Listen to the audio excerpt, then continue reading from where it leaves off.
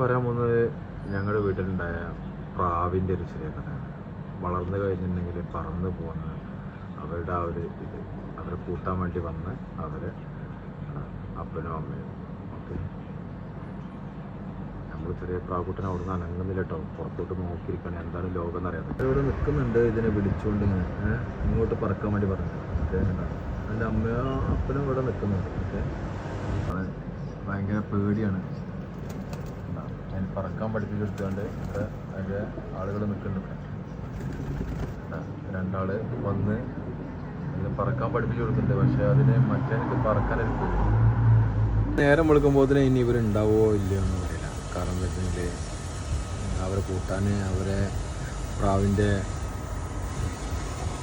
ഉപ്പയും ഉമ്മയും വന്നു. ഓക്കെ, അപ്പോൾ ചിലപ്പോൾ അവരെ കൂടെ പറക്കുമായിരിക്കും. ഒന്ന് ഇതേമാതിരി ഉണ്ടായിരുന്നു, ഒന്ന് ഇതേമാതിരി ട്രെയിനിങ് കൊടുത്ത് അവർ സ്വന്തമായിട്ട് പറന്നു പോയി. ഇവനാണെങ്കിൽ നമ്മളെ വിട്ടു പോകുന്നില്ല.